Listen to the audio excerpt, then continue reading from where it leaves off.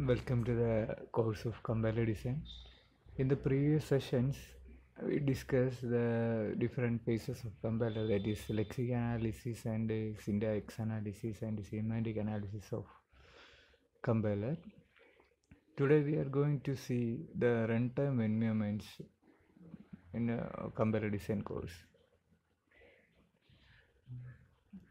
As we all know, the compiler is a translator which convert one type of language into another type of language. In the case of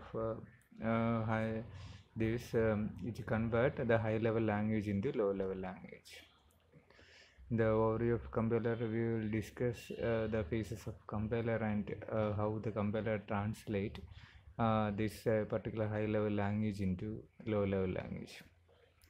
A translation needs to relate the static sources of the program to dynamic actions that must be occurred at the runtime to implement the program. That is, we have to need to relate the static source text of the program to dynamic actions that must be occur at the runtime to implement the program. A program may consist of names of the procedure identifiers that require the mapping with the actual memory locations at a runtime. Also, the compiler must cooperate with the operating system and other system softwares to support implementation of different abstractions. Abstraction means name, scopes, binding, data types, operators, and procedures, parameters on the target machine. So, the names or the scope and bindings and data types operators must be give on the implementation. It will give the abstraction on the target machine. So the compiler cooperate with the operating systems and other system software to provide that service. Also, the compiler does this by a particular environment that is called a runtime environment, in which it assumes that the target programs being executed. That it means it achieves these abstractions and how the data is allocated to each and every process and how the running of a particular program is happened with the help of runtime environment. We can say that the runtime environment is a state of a target machine which it is used to provide services to the process running in the system. The services may be the software libraries or environment variables, linkage between the procedures and layout and allocation of storage, access to variables and data and parameter passing mechanism. The most of things are you are studied in the your programming in C particular course, that is, or any programming subject. You should learn these things. We are correlating the things in this runtime environment only. As you know, the program consists of procedures. A procedure may consist of set of statements. So the statement or instruction in a procedure are executed sequentially, that is one by one, and the procedure has a particular procedure has a start and an end delimiter. Everything inside it is called the body of the procedure. This is the basics. A particular, when we consider a particular program, it contains set of procedures. The procedures contain set of instructions or statements. These instructions are executed in the sequential manner, and the procedure has a particular start and end delimiter. That is, as we can consider it as a block. There is a entry and exit point for each and every procedure, or the entry and exit point for each and every procedure. Within inside that, we can call it as the body of the procedure. Yeah. Then each execution of the procedure is referred to as a action of the procedure. That is, if we run a particular procedure, then it is called action of that procedure. The runtime support systems is a package mostly generated with the executable program itself and facilitate the process communication between the process and the runtime environment. The runtime support system is generally a package mostly generated with the executable program itself. That is, we contains a program. It will generate with the executable file. That is, after the phases of compiler, we will get a particular executable file for that program. The runtime support system will also generated with that particular program that will help to or facilitate the process communication between the process and the runtime environment. That is about that is it take care of the memory allocation also. That is the runtime, how the memory is allocated and deallocated while the program is being executed. Then there is another data structure which is called activation record. It contains all the necessary information required for a particular procedure. That is, the information needed to manage a single procedure is called activation. So it is used as a data structure that contains information needed to manage a single procedure activation is called activation record. Sometimes it is called a stack frame also. The entries in the activation records may vary depends on the type of the programming language or the different based on that it depends on the type of the compilers also. That depends on the architecture also. That so it may contains in some of the, it is a general view of the activation records. It may be different for different programming language. It may contains temporaries. Temporaries used to store the temporary values of an expressions evaluation. Also it contains local data, that is store the local data of the called procedure. Then the machine status, then another entry is machine status. It may store the status of registers, program counter, then instruction register, that is MAR, MDR and the flag register also. It needs to store in the machine status entry. Then it contains two links, that is important links, that is control links and access links. Control links store the address of activation record of the caller procedure. That is a particular procedure may be called by any other process or process, so procedure or process. So the control link of a procedure may contain address of the activation record of the caller procedure. Then the next entry is access links, which is used to store mainly the local data. So that may be it may store the local data as the information of data which is outside the local scope. That is outside the local scope means it may store the global details of or the static details.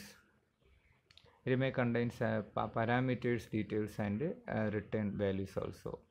That is the lifetime of a activation is the sequence of steps present in the execution of that procedure.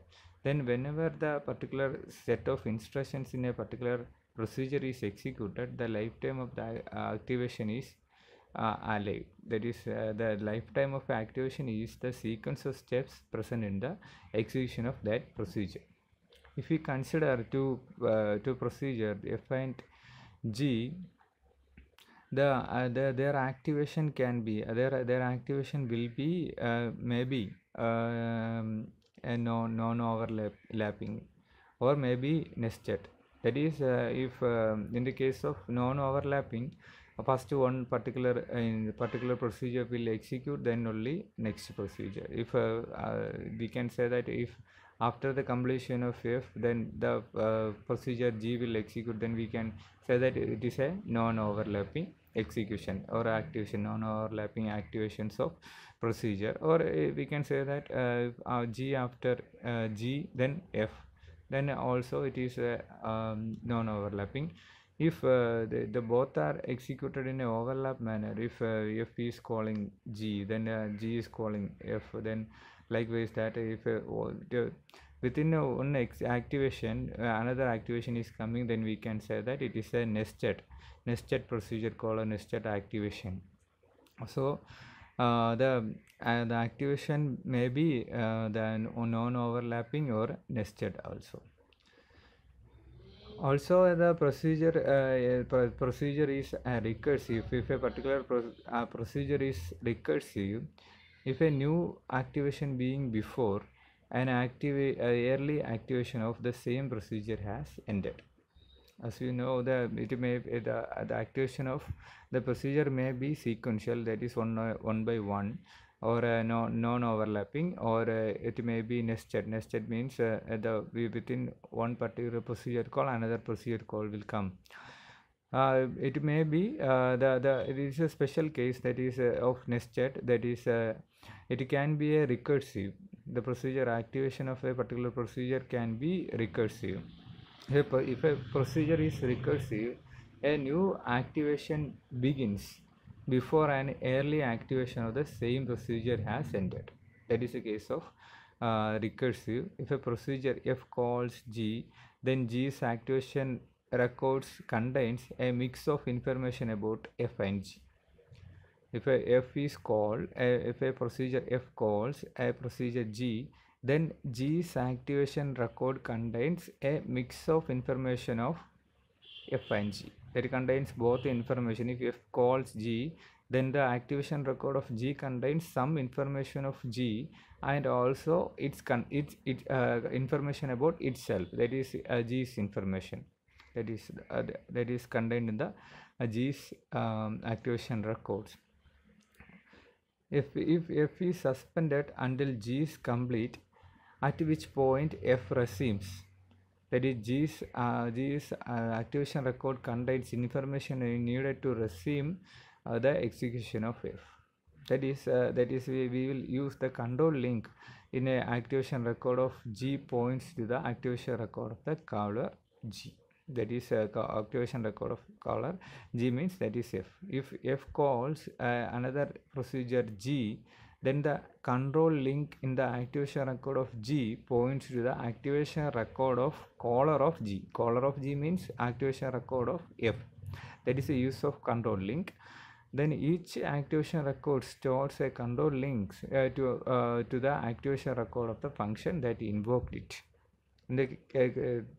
That is the use of the control link. The access link in an activation record of G is used to access the non-local names. Non-local names means it contains local, also the global and static variables. The access link is used to access the non-local. Non-local means it may be static or global data in the program. That is the use of the access link.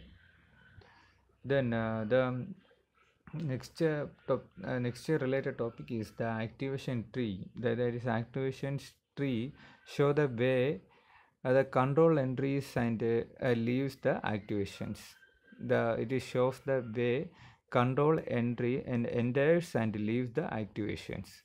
That is how when a particular procedure is called and when the procedure leaves is denoted by is represented by a tree called activation tree. So we can say that an activation tree is a tree structure representing all of the functions calls made by a program on a particular execution. For a particular execution, the functions calls made by a program can be represented by this particular activation tree.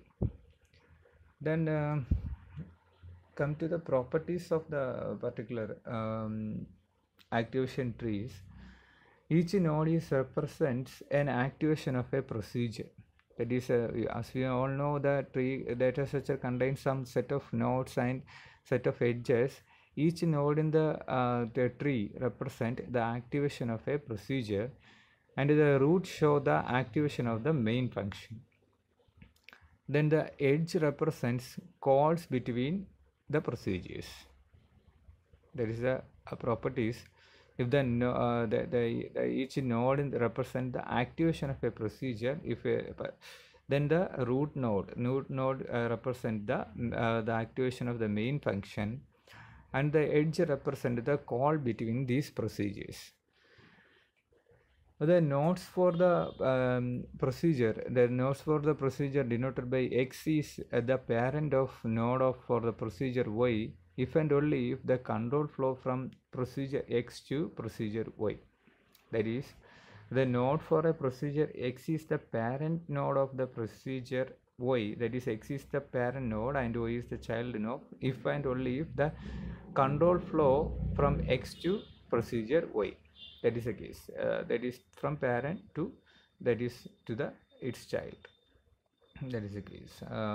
So we can take an example to give more idea about this. That is a program contains it. Here you can see only the basic elements which you need for the understanding of this particular activation tree. It is not a complete program.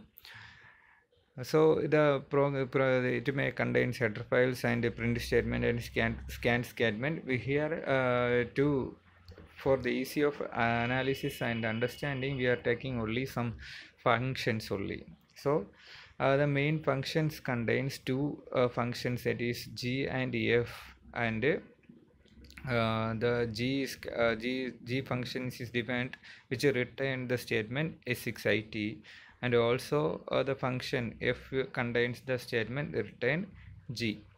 So the activation tree will give the how the particular procedure calls are taken in the program. This program contains three functions, that is main, the G and F. So on the activation tree which contains the root node as main, because main is the according to our properties, root node show the activation of the main function. So the main is the root node for this particular tree. Then it will call the first function, that is G. So it contains a particular child node to the main function, main node, that is G. Then it call the function F.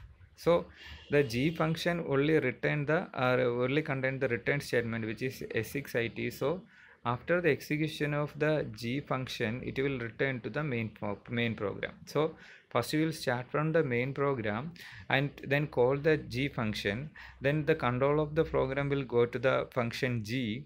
Then it will return the statement S6IT. Then after completing this particular function G, then the control of the program will go back to the main program.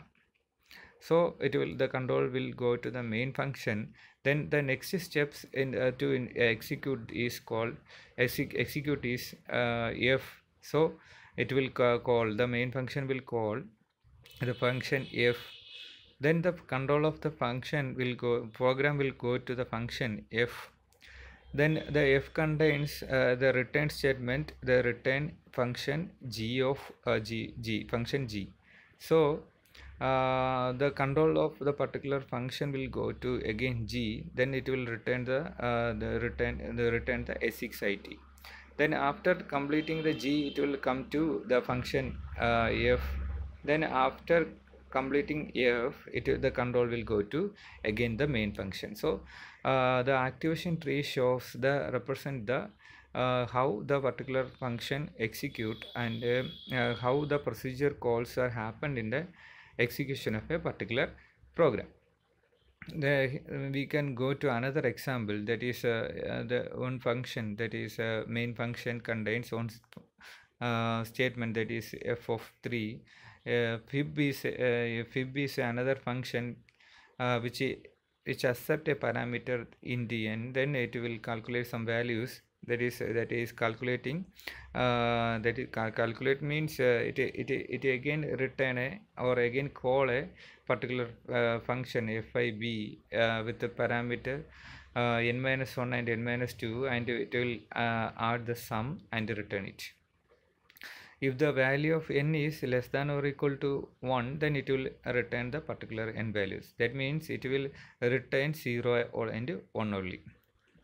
So first the program will start from the main. So root of the particular activation tree is main.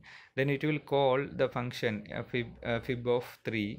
So fib of 3 will be the next node, that is the child node of the main function, main node, that is root node. Then the program control will go to the fib with the parameter 3. So we will check the 3 is less than or equal to 1. So it is not happen. So it will call it will come to the return, that is return fib of n minus 1 and n minus 2. So it will call fib of n minus 2 and n minus 2, that is 3 minus 1, that is 2, fib of 2, and 3 minus 2, that is fib of 1. So it will call next, it will call to the fib of n minus 2. So n minus 2 will happen, that is it again call, because the condition is not satisfied here, that is 2 is not less than or equal to 1. So it will again call fib of n minus 1 and fib of n minus 2. So come to the fib of n minus 1, that is fib of n equal to 1. Then it will return, because the condition is satisfied here, that is 1 is less than or equal to 1. So it will return. Also same time the fib of n equal to 0 will also return 0. So it both will return 1 as the element, and the in fib of n equal to 2, it will calculate the sum, that is it will get the 1. Then it will it will complete. Then it goes to the next leaf node, that is fib of n equal to 1.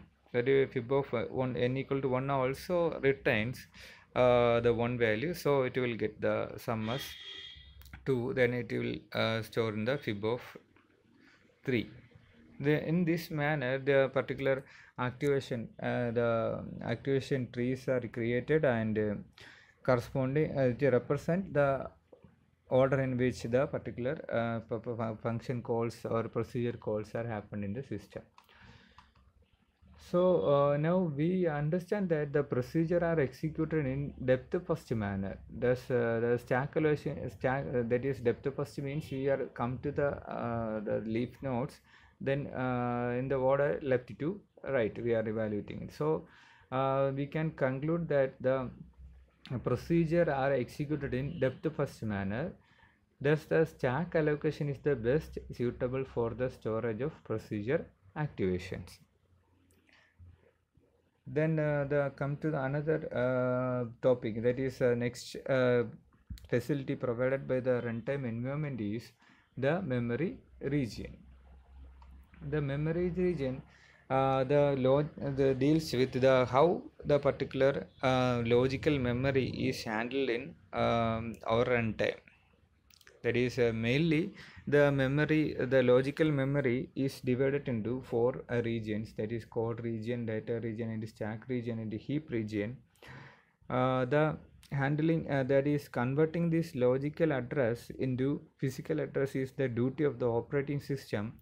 Here we are going to specify how the particular memory regions are used, and for which type of applications.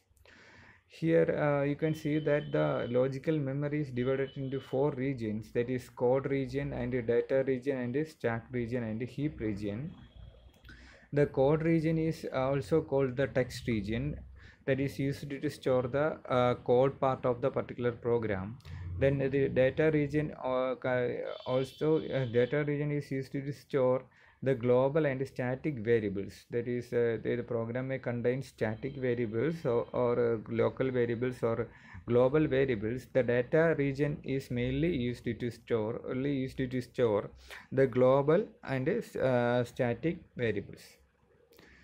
And the next 2 regions are stack and the heap regions. The stack regions this is grow towards the higher memory. If and the heap grows towards the lower memory. We are starting from the lower memory, that is the code region that contains the start with the lower region, and the last address will be the higher memory, or we can say that higher memory or higher address, lower memory or lower address. So we will start from the lower address and we will end up in a higher address.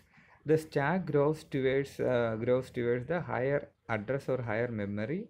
The heap grows towards the lower memory. That is a grows in opposite manner. That is a in the case of the size, the particular code region, the size is fixed, and in the case of data region, the size is also fixed. That is, we cannot change, the user cannot change the size of the code region or the data region in a particular system. It depends, or it is allocated by the operating system. It may be 64 MB or it may be 180 MB. That depends on the architecture and the operating system.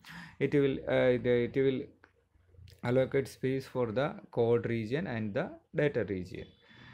The stack region is mainly used to store the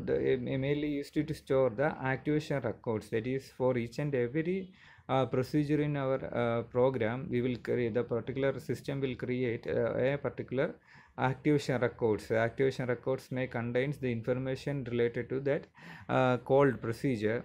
So we use the stack regions to store the particular details of the activation records of a procedure. Then the heap region is used to store allocation and deallocation of dynamic objects. That is, during runtime, both the code and the data regions are happened in the compile time only. That is, we cannot change the size of this program.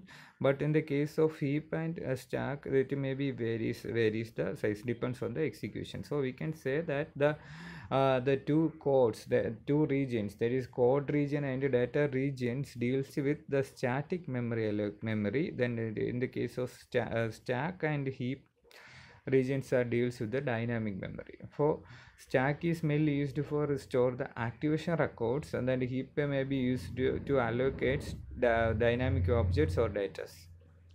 That is happen in the runtime, that is used for the runtime. So the size may varies, or you can view that from one side you are writing compiler design nodes, and from other side you are writing the distributed system codes node. That is about the memory regions. It contains four memory region: code region, data region, and stack region, and heap region. Both the code region and data region are fixed, but the stack region and heap regions are maybe varying. That is, grow in opposite directions. Then we can go to an example to give more information about these memory regions. In this example, it contains a static global variable, that is y, then x, another variable. It is also an external variable, that is x can be accessed by any programs or programs in the system, but the static y can be, y is a static variable, so it can only access by this particular program. Also, then it contains two functions, that is main function and a function named f. In the main function, it contains a local variable z and a static variable a. Then it also contains a function f functions procedure call. Then the procedure f contains the one local variable b and a static variable c also. So as we all know, the particular the code is stored in the code region. So this program, we are going to give the name as example.c. It is stored in the code part of the particular logical memory. Then come to the data region. The data region, we say that the data region is mainly used to store the static and global data. So here the y is a static, also it is a global variable, that is a static to this program y. So it can be accessed only within the program, that is example.c. It is only accessible within the particular program, because it is a static variable. In the case of the x is a external global variable, or we can say that is a global variable. It can be accessed all the programs in the system. That is the case. So in the data region, we are going to create an entry for static and global variable. Here y is a static variable, so we create an entry for y. Also x is a global variable, so we create an entry for y. Next we come to the another global and static variables. A and c are the static variables. A is a static variables in the function main. Also c is a static variable in the function f. So the procedure or function main contains a particular static variable a, and the function or procedure with f contains a static variable c. So we are going to allocate space for these two static variables in the data region. So we will first allocate a fixed size of size to main procedure, and fixed size to the function procedure f. Then that space is used to store the global or static variables of that particular procedures. So main procedure contains only static variable a, so it will store it in the data region, and the function or procedure f contains only static variable, that is c, so it is also stored in the data region. So in the code part, we are going to store the set of instructions of that particular program, and in the data region we are storing only the static and the global variables. The global variable may be accessed throughout the program. The static variable may be accessed only within that particular limit. So we are also limit the accessibility or scope of our lifetime of the particular program. That is if we consider the variable y, the lifetime is or visibility is lifetime or visibility is within only the particular program, that is example.c. But in the case of the external variable, that is x, it can be accessed anywhere in the system, that is all the programs in the system. So its lifetime will end up only after the completion of the program. Also after the completion or after the execution of this particular program, the data region will be deleted. That is the memory allocated to y, x and the main program f, all are deleted after the execution of this particular program example.c. Then come to the activation records. We already say that it is a data structure which is used to store the information of a particular procedure. Here we have two procedures, that is first one is the main and the second one is the f. So the system will create the two particular activation records for the main and f. As we already say that the activation records may contains more information, a lot of entries. Here we are providing only the limited information, that is it is showing only the limited entries in the activation records. It may contains the return address, then the machine status, then local variables parameters, and the access links, then control links, all things. Here we are showing only the local details. So the main considering the main activation records of the main procedure, it contains only one particular local variable z. So we will store that z in the local location for in the activation record of main program, main function. Then we will store the local variable b in the procedure f in the corresponding activation records location of that particular procedure F. So activation record of F contains the local variable B, and the activation record of the main program, main function, will contains the local variable Z. So the local variables are stored in the activation records. At the same time, the global and the static variables are stored in the data region of, and the code is stored in the code region of the particular value. So the main function will call the function F.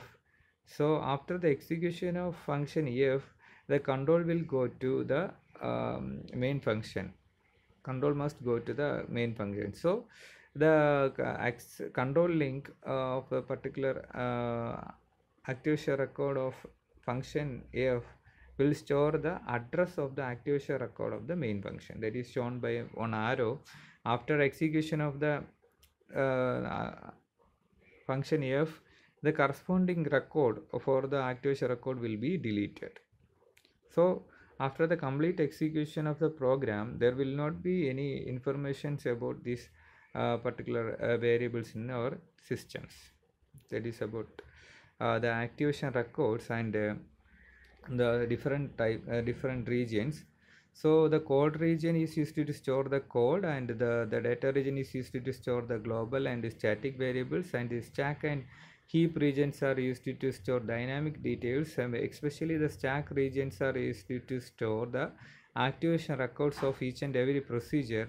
The heap region is also used to store dynamic data objects with the help of some functions in C, that is malloc, calloc, and free, and all things. That is about the memory region. In the next section, we will see the different allocations policy, that is memory allocation policies or memory allocation strategies used in the runtime. Thank you.